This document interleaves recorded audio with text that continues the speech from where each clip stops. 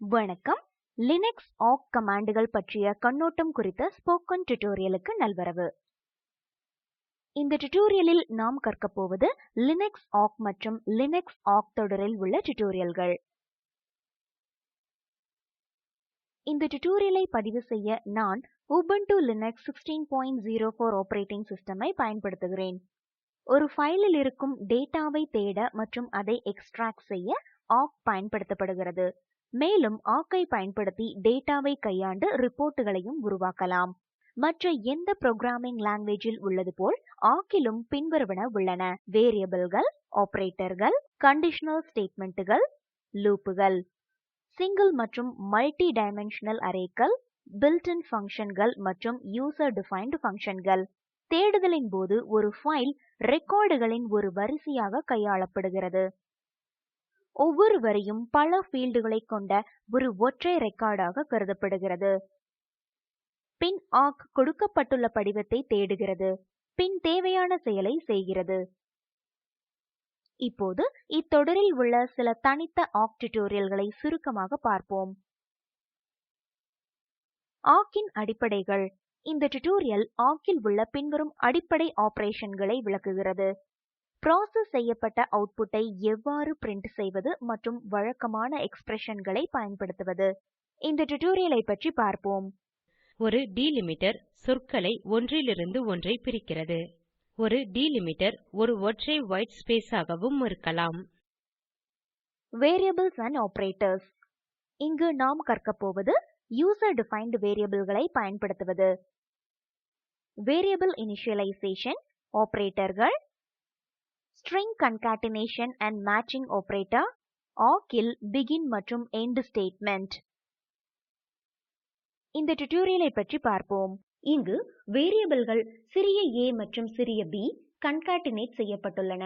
அதனால் string concatenation operator ஒரு space ஆகும். built-in வேரியபிள்கள். இந்த டியூட்டோரியல் ஆக்கில் உள்ள பின்வரும் built-in வேரியபிள்களை பற்றி விளக்குகிறது: rs, fs, ors, ofs, nr, nf, argv, argc. இந்த டியூட்டோரியல் ஒரு ஆக் ஸ்கிரிப்டை எழுதவும் கற்றுக் கொடுக்கிறது. இந்த டியூட்டோரியல் பற்றிய ஒரு பார்வை இதோ. இறுதியாக செயல்படுத்தப்பட்ட கமாண்டின் சிங்கிள் கோட்டுகளினுள் நாம் என்ன எழுதியுள்ளோம் என்பதை பார்க்கவும். prog1.awk ஃபைலின் உள்ளுரை அதுவே ஆகும். Conditional statements. இந்த டியூட்டோரியலில் பின்வரும் கண்டிஷனல் ஸ்டேட்மெண்ட்டுகளை பயன்படுத்த கற்போம்: if, else, elsif, in, awk. இந்த டியூட்டோரியலை பற்றி பார்ப்போம். அடுத்து ஆறாவது ஃபீல்டின் மதிப்பு 8000க்கும் அதிகமாக உள்ளதா என்று if ஸ்டேட்மெண்ட் சரிபார்க்கும்.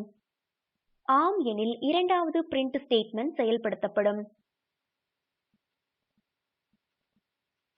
லூப்ஸ். இங்கு ஆக்கில் உள்ள for, while மற்றும் do while லூப் போன்ற கண்டிஷனல் லூப்புகளை பற்றி பார்ப்போம். மேலும் ஆக்கை பயன்படுத்தி சர்ச் பேட்டர்ன், ஒற்றை அல்லது பல ஃபைல்களிலிருந்து டேட்டாவை ப்ராசஸ் செய்ய கற்போம். இந்த டியூட்டோரியலை பற்றி பார்ப்போம். இந்த கோடின் do லூப்பினுள் உள்ள இந்த ஸ்டேட்மெண்ட்டுகள் முதலில் செயல்படுத்தப்படும். இந்த கண்டிஷன் சரிபார்க்கப்படும். சிங்கிள் டைமென்ஷனல் அரேயின் அடிப்படைகள் பற்றிய டியூட்டோரியல் பின்வருவனவற்றை விளக்குகிறது: அரே எலிமெண்ட்டுகளை ஒதுக்குவது, ஒரு அரேயின் எலிமெண்ட்டுகளை பார்ப்பது, ஆக் அரேக்களை வரிசைப்படுத்துவது, அசோசியேட்டிவ் அரேயின் நன்மை, அரேயின் ஒரு குறிப்பிட்ட இண்டெக்ஸில் ஏதேனும் எலிமெண்ட் உள்ளதா என்று சரிபார்ப்பது. இந்த டியூட்டோரியல் பற்றிய ஒரு பார்வை இதோ. அரே எலிமெண்ட்டுகள் இங்கு வரிசையில் இல்லாதிருப்பதை கவனிக்கவும். நான் day4 ஐ day3க்கு முன் டிக்ளேர் செய்துள்ளேன். ஆக் அரேக்களில் இண்டெக்ஸ் வரிசை முறையில் இல்லாமல் இருக்கலாம். சிங்கிள் டைமென்ஷனல் அரே குறித்த இந்த உயர்தர டியூட்டோரியல் பின்வருவனவற்றை விளக்குகிறது: ஃபைலுடன் ஆக் அரேயை பயன்படுத்துவது, அரேயின் எலிமெண்ட்ஸ்களை ஸ்கேன் செய்வது, ஃபார் லூப்பின் புதிய மாறுநிலை ஒரு அரே எலிமெண்ட்டை நீக்குவது, முழு அரேயை நீக்குவது, argc மற்றும் argv இன் மதிப்புகள். இந்த டியூட்டோரியலை பற்றி பார்ப்போம். delete ஸ்டேட்மெண்டில் இருந்து மேற்கோள்கள் மற்றும் சதுர அடைப்புக்குறிகளுடன் இண்டெக்ஸ் S02 ஐ நீக்கவும். ஃபைலை சேமித்து டெர்மினலுக்கு மாறவும். AWK மல்டி டைமென்ஷனல் அரே பின்வருவனவற்றை விளக்குகிறது. பல இண்டெக்ஸ்களின் வரிசையை வைத்து ஒரு எலிமெண்டை அடையாளம் காண்பது. ஒன்று சேர்க்கப்பட்ட ஒற்றை ஸ்ட்ரிங். AWK ஒரு 2x2 மல்டி டைமென்ஷனல் அரேயை உருவாக்குவது. ஒரு 2x2 மேட்ரிக்ஸின் டிரான்ஸ்போஸை உருவாக்குவது. மல்டி டைமென்ஷனல் அரேயை ஸ்கேன் செய்வது.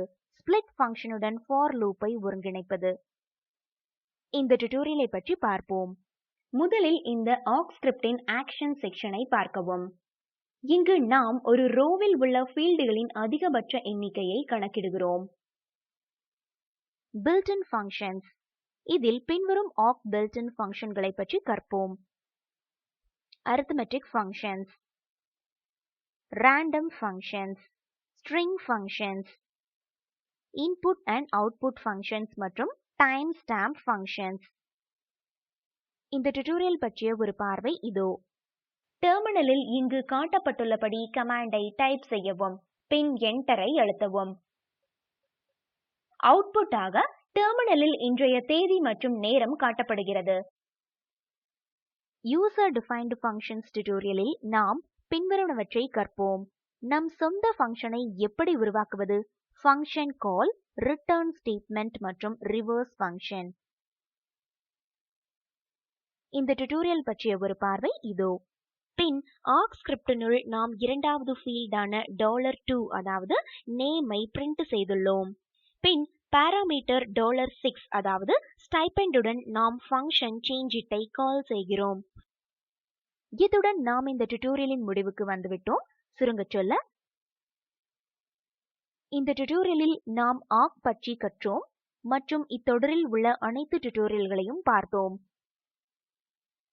பின்வரும் இணைப்பில் உள்ள காணொளி ஸ்போக்கன் டியூட்டோரியல் திட்டத்தை சுருங்கச் சொல்கிறது. அதை தரவிறக்கி காணவும்.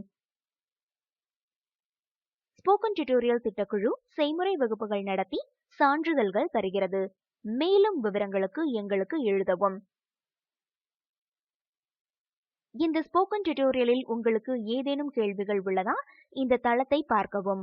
உங்கள் கேள்விக்கான நிமிடம் மற்றும் நொடியை தேர்வு செய்யவும். உங்கள் கேள்வியை சுருக்கமாக விளக்கவும். எங்கள் குழுவிலிருந்து எவரேனும் ஒருவர் அதற்கு பதிலளிப்பார்.